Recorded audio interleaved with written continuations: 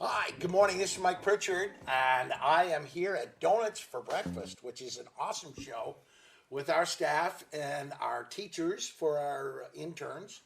And we do remarkable work here at Desire to Inspire Studios, helping people understand things that we can do in the community to solutioneer and remedy situations to help people. And we are tied in with many great organizations and nonprofits. We film and promote them and amplify them, as well as amplifying the voices of diversity in our community. Super important right now, more than ever, I think. During the COVID times, the loneliness, the mental health struggles that people have, the weather problems that are impacting the mental health issues in our world. So this morning, I'm going to let the crew that I work with and love, and I learn more from than I've learned from my college professors. And it's part of my being a senior citizen and learning more as I go, like a giant redwood in a growth spurt towards the end. And Trevor, introduce yourself. Thank you, Mike. First of all, senior citizen? Yeah, I mean, come on. 70s, buddy. No. Past senior I thought you were citizen. just a really big 5-year-old. Well, that goes without saying. My name is Trevor Henley, and I'm the founder and inspirational activist behind Desire to Inspire Studios Foundation. I'm Raw, operations, and corraller of the crazy. Definitely. I just made him spit out his skull. Right? Yeah, that was good. Perfect.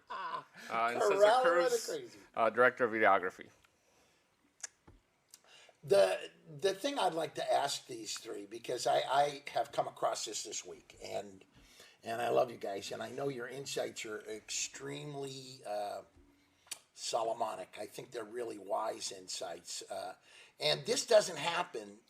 These kind of conversations don't happen in media and news because everybody's got an agenda, and everybody who pretends to be a journalist is pretty much a commentator. So we have to find the soul of your generation and give you voice and give you a chance to amplify the things that you're feeling about what's going on. The thing I would like to ask is, what do you think now? We have had COVID-19 for over 2 years. We've had, and you guys have kids, and you have families that you're responsible to, and the work we're doing here to help build and lift the community is important. But what are you seeing in other people in your family and yourselves that are your age? And what are you seeing that is something we can address as a culture, as a community, to help them kind of more balance out? Because I mean, look how many things we've shot on suicide. Look how many things we've shot on overdose. Look at the other stuff that we're trying to do, and we're dealing with folks that need help with mental health and those issues. This month is Suicide Prevention Month. What I'm asking you is, what can we do to make things better? In with your generation, just your generation, is what I'm asking. I already worked with my generation last night at a show at the Towers. So, what are you thinking? I would say that it's a matter of kind of creating comfort within our communities, places for people to check in, Wow. and making ourselves available in any way possible, but also creating I would say productive routine for ourselves. I think oftentimes we get kind of caught up in this sort of realm where we're in like just not following through in our plans because we feel like our goals aren't as specific. Right. And I think that's the biggest problem we have right now, that we kind of we probably had goals that have possibly fallen off the rails. And I think that can cause a lot of just different issues within your You think just it's psyche. like Cesar, do you think it's like a generation adrift? Yeah, I mean, I would say that it's one of those things where one thing starts to go wrong, then the next thing starts to kind of fall into it, and then suddenly you find yourself in the situation where you're no longer working out, you're no longer taking care of yourself, you're no longer eating well, you're no longer following through with people, and then you have this fatigue because COVID and like compassion, all these things are sort of taking them all into what you want to do. So yeah. it's not depression, it's blah. Yeah, I think that's the point people have reached now. And I think part of our effort is like trying to figure out how to get out of that funk, right? Wow. By bringing in like something that's as motivational as good music, putting out effort to like tell stories that are great, awesome people Great. doing great work. Right. And it's staying active. And I think that's the part where we can really excel in like providing some type of just a little bit of instruction in our lives. And I think I would say like the first thing you should probably start with is literally just make your bed and make your room, make it feel good so that when you finish your day, there's something you're looking forward to resting to. Yeah. And then from then on, everything will kind of domino into something bigger. Yeah. And how do you motivate yourself, you personally? Just listen to a lot of good music. And also, Yeah. I really just enjoy the work that I do consistently because I meet a lot of interesting people. Right. But it's really incredible because you get to take yourself sort of in those situations, but also like compartmentalize a little bit of like kind of what's going on in your life. So it allows you to kind of drift into something that's better. What do you say to your generation right now? I would say just it's a matter of taking the time right now to slow down and also take the time to plan something good for yourself. So really look forward towards an adventure that you are looking forward to doing. Really try to plan, even if it's a local trip, it doesn't have to be something huge. It just has to be something that is different so that you can get yourself into that situation. Stand down and reconfigure, right? Yeah. Good. Excellent. Man, that's all those great solutioneers. Ron, what do you think? What are you thinking? Because you're a mom, you have kids, and you're in the world. I mean, come on. You are totally in the world. I definitely think that my generation, are we all officially millennials? You're like a newbie millennial, and we're like elder millennials. We're at the top of the generation. You're at the bottom. Is that accurate? Yeah, I don't know. If not, it's close. It's enough close enough. for the sake of today. I think it's really interesting how diverse we are as human beings and how this pandemic has affected everyone so differently depending on who they were before the pandemic. Right. I mean, individuals who were used to being, who a lot of their care came from being out in the world and engaging and found focus in that, their struggle was so real during this pandemic. They Shifting priorities? well, they weren't making the connections that they needed to stay energized. They weren't. They didn't have the outlet to refill their tanks. A lot of individuals who may or may not consider themselves extroverts, they do re-energize by having those experiences with other people, by interacting. Right. And you put them in an environment where they're stuck with themselves.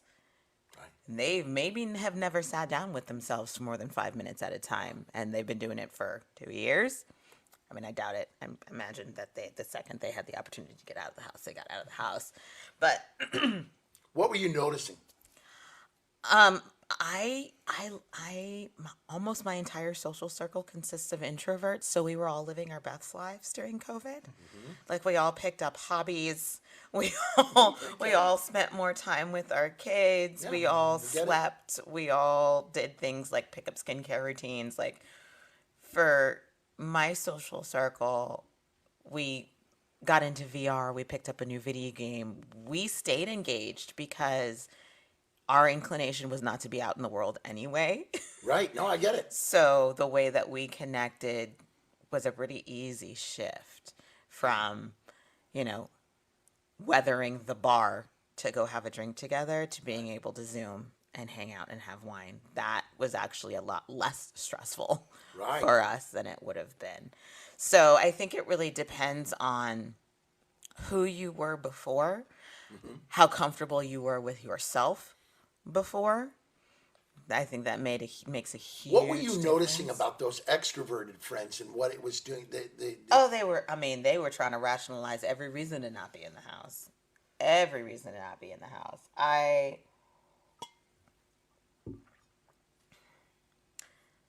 I'm not going to call anybody out, but it was very interesting to see rationalizations from individuals that I had previously understood to be very level-headed and based in science and how they functioned and thought when it Right. came to health, go all the way left, because being separated from the world was way more damaging than they foresaw actually catching COVID to be. What did you notice that it did to them mentally and emotionally? I mean, they weren't well, that's for sure. Okay. They weren't well.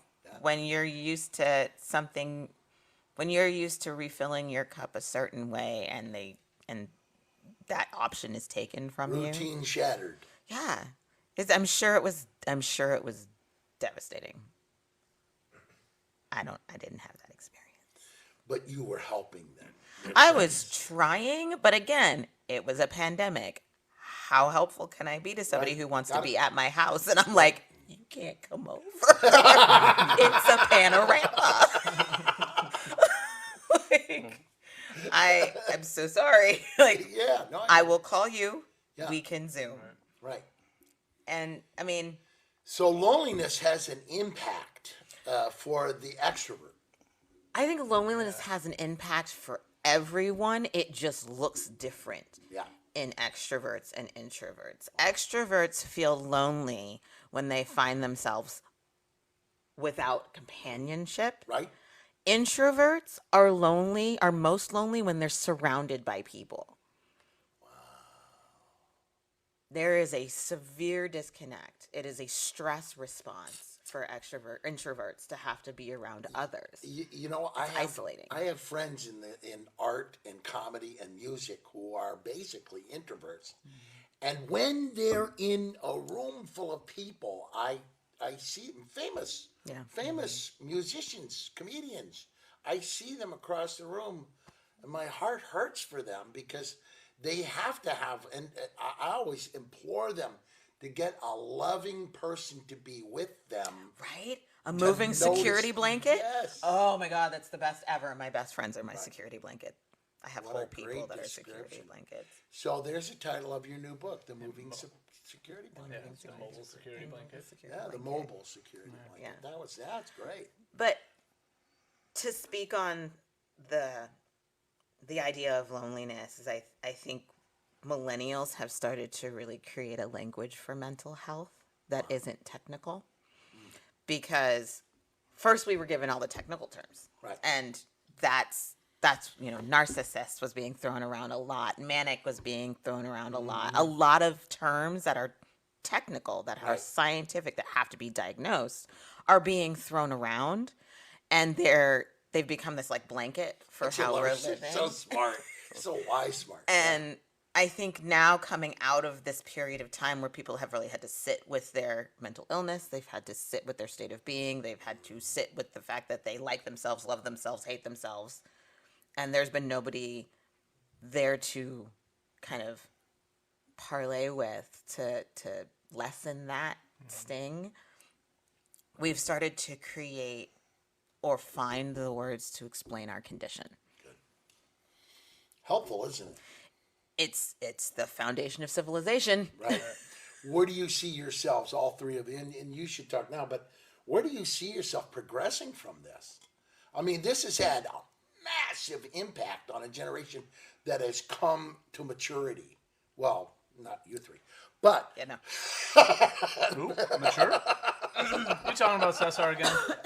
Miss Cesar is very mature. What is the impact, and what do you see moving forward? What do you see in the future for your generation? Yeah? I mean, I think it might not be summarized in the workforce, but I think there's a lot of the workforce shortage is because people won't do things they don't want to do anymore. Wow. You know, they're getting to the point where they're like, look, I don't want to be treated like the help. You know, I don't want to be a server. I don't want to get treated like I don't matter, and they won't put up with it anymore. What do you say? I love this. I love this because my generation, we follow orders. We did follow orders. We were in systems. We were in jobs. Right. The World War II generation raised us, so we are in systems.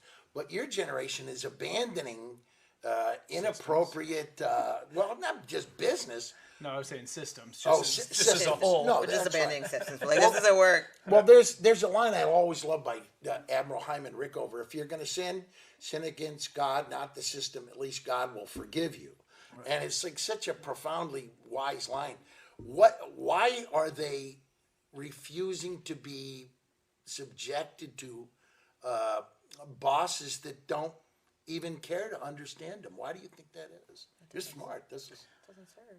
Yeah, it doesn't. It doesn't serve at all. And I also think that because our parents, like my parents, for example, they worked in the career.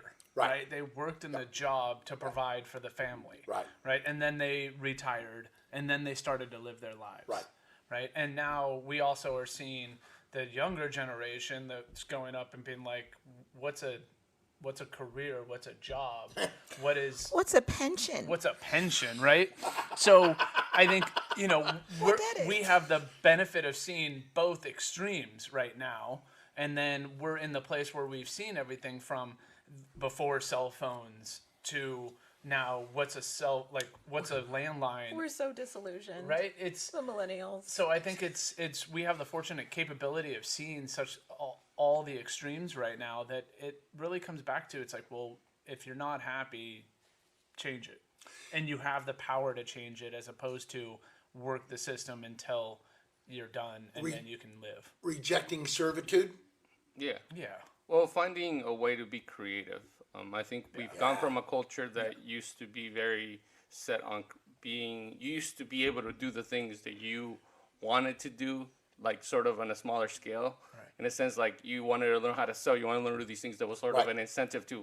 There's no one online teaching you. You just got to learn. But right now we're in an age where there's so much information that it's a little bit overwhelming. What you guys are doing with the interns is you can watch them. They're blossoming like a garden. You can see them grow. They're figuring stuff out. But it's about the milestones within that. And I think that's the biggest part, because if you're not measuring your goals, then you're really taking stabs at things that you aren't sure where they're going. So you're throwing darts in the dark.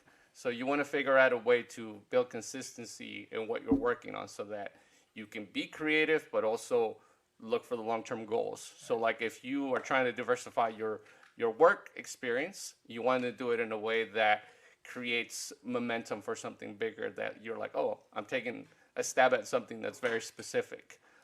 And just trying it out so that those side hustles become something that you're interested in doing, and basically like aren't necessarily taking a toll on your personal life. They just simply are adding to it, and in the long run it becomes like a huge like just endeavor that you aren't sure like how it's spring to become a career. All three of you are awesome. But can I just say something real quick? The analogy of throwing darts in the dark is awesome, but I also feel like it's a lot of catching darts in the dark. Yeah. And from personal experience, it's painful. Yeah. I am not throwing, I am catching. I am absolutely catching darts in the dark, trying to figure out like where my extracurricular activities are going to come from, what those goals are, how I want to achieve them. I think millennials are also the last generation to accept a broken system. I think that's huge.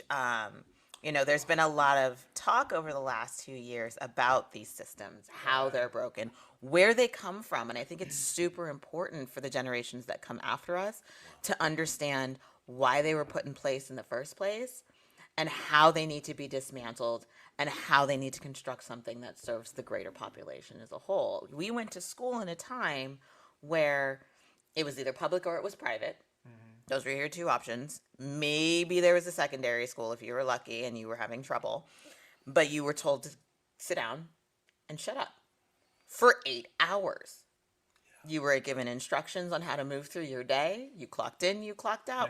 What does that sound like? Not fun. Sounds like a factory job to me. Respect the authorities, respect the teachers, do the homework, finish your busy work, get it done. Full compliance. And you learn that at 5, starting at 5 years old, until you're 18, and you're expected to be a happy little cog and roll into the workforce. Prior to that, it was an agricultural system. You got your basics: reading, writing, math. Those were essentials to being able to run a farm. You went to school until you were 14 or 15, and your entire school schedule was wrapped around harvesting season. It served. Now we're in a system where you have a lot of individuals who recognize how broken and non-serving the system that we're being educated in is. All right, got it. All right, for all three of you, great. These are brilliant points and needed for mental health. Needed for mental health and needed for anti-suicide. So you're giving suggestions and ideas of people that are trying to either essentially numb out. Well, the biggest part of recognizing how all of these systems are wrong is getting people to understand that it's not them. They're not the problem. Right. They are not the issue. It is the world that they are trying to exist in, Right. and that they inherently recognize as dysfunctional.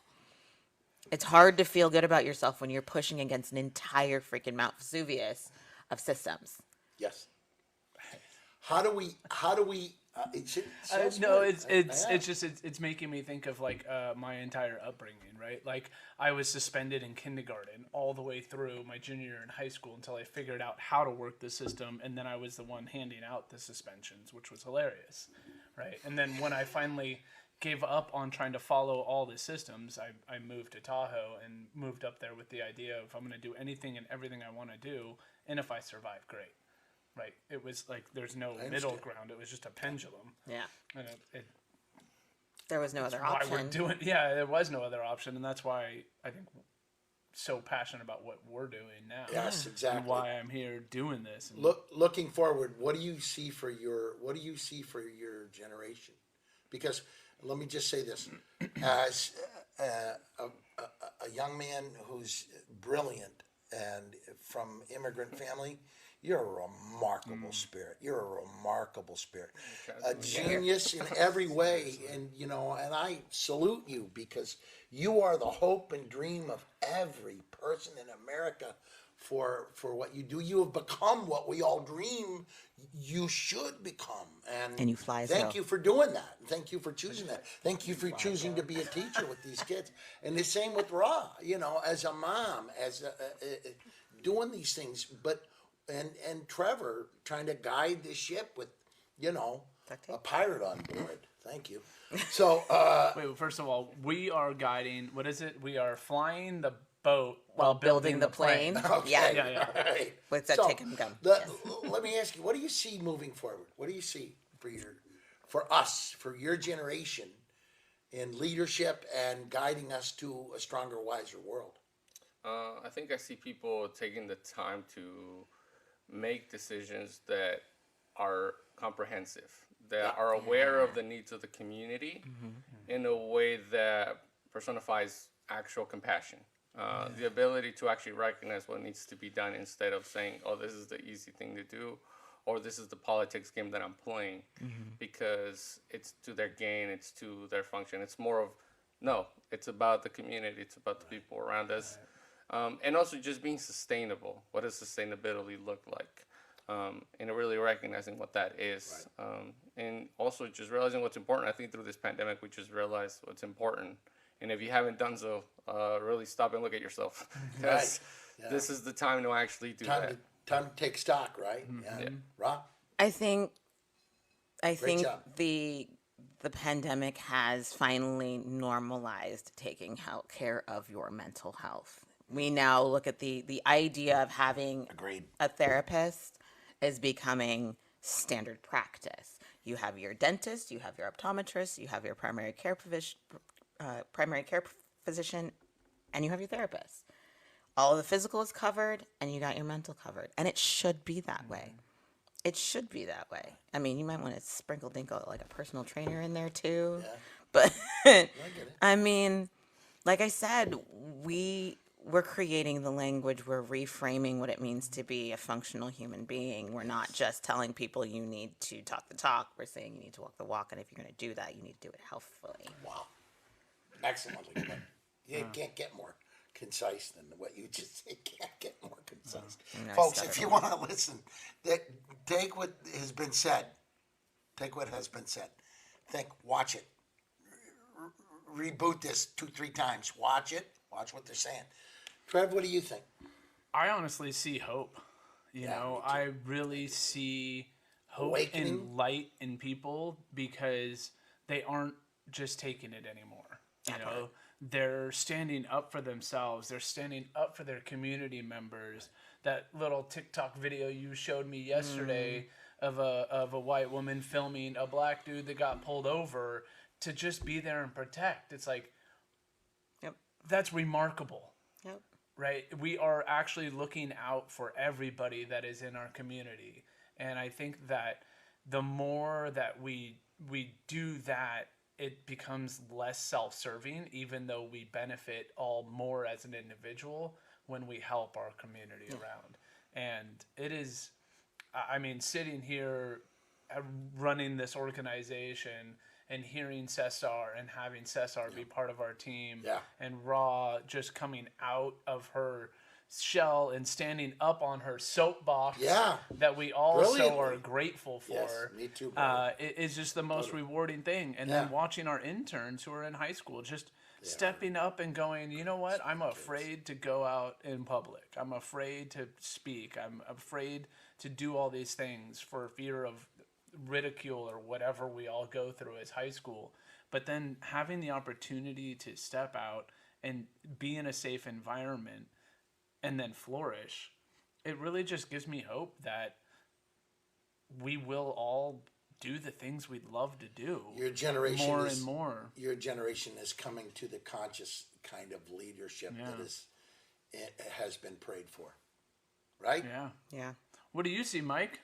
Just what you all three said. I see it in all three of you. I've been, I learned more from you than I did my college professors, all three of you. And I mean that in the most sincere way, because,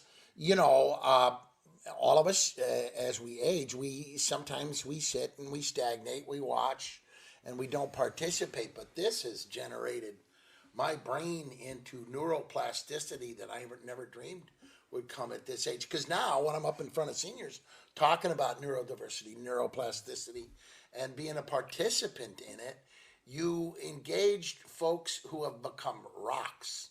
Right. Mm-hmm. And you go, don't be a rock, be a flower.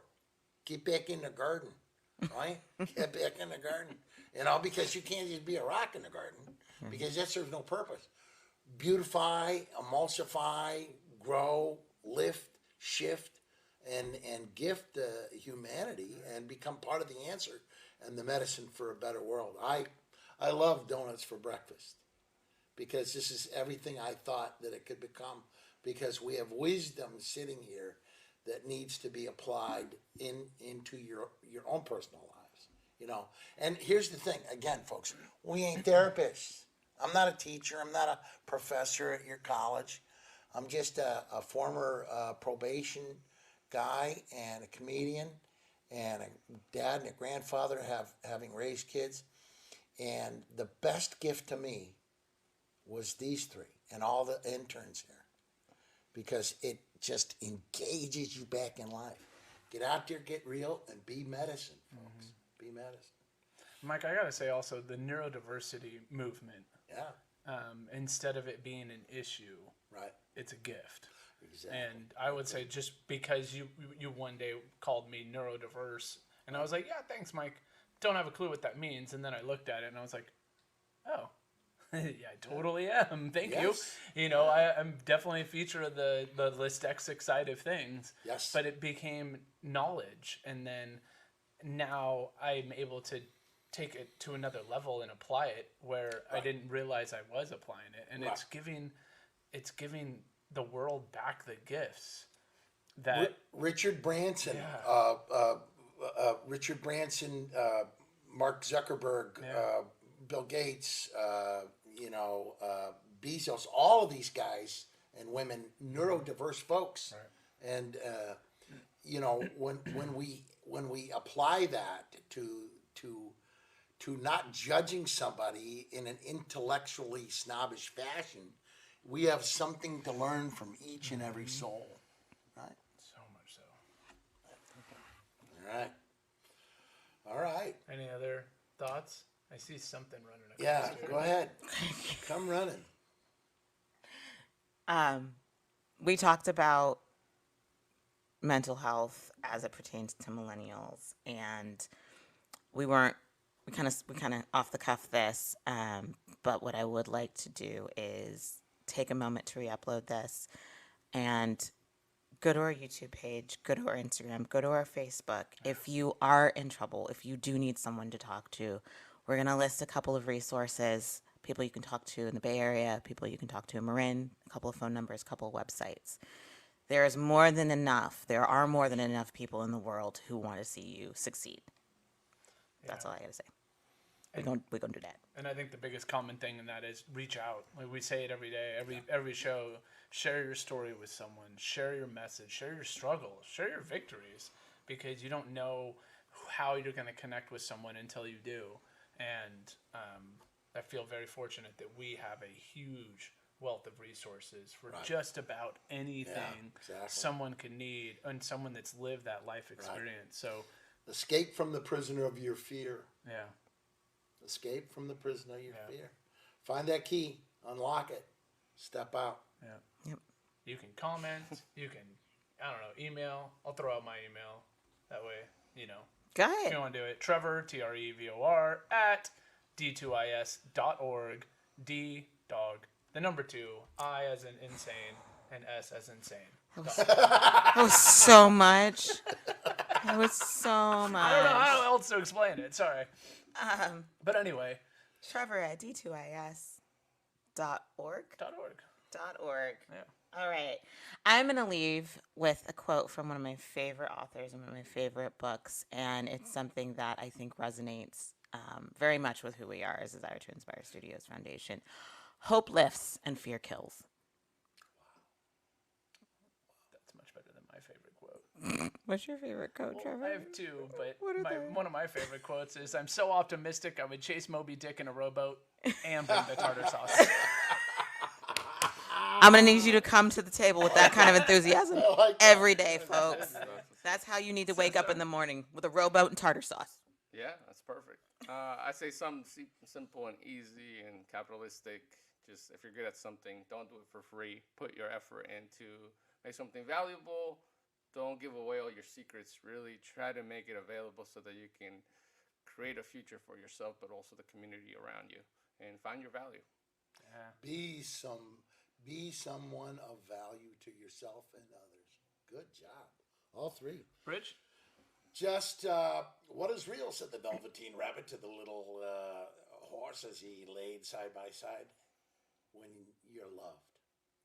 When you're loved. And become that person. Love yourself enough to be loved. And that's how that works. It magnetizes.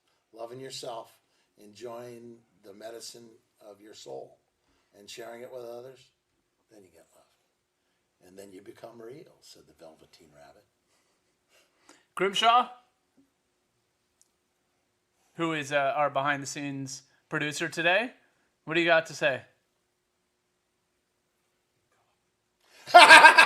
Love coffee. Love coffee. Thank you, Grimshaw. Your words of wisdom are just truly inspiring. Good job, Chris. Thank you very much, everyone. Is there anything else? Are we good? Thanks for joining us for Doughnuts for breakfast. Thank you. We're Action Meets Compassion. We'll see you next Thursday. Go out there, share your stories, share a smile with someone, compliment someone. I swear, compliment someone today. If you don't do it, you're going to regret it. But that's not a very uplifting message. Don't be creepy. Share someone with share a compliment with someone and be uplifted by the fact that you're helping someone get through a better day. Truth. Nervous about how to compliment them? Compliment their shoes. Really good way to go. Nice, safe. Bye, guys. Have a great day. Ending on a high note.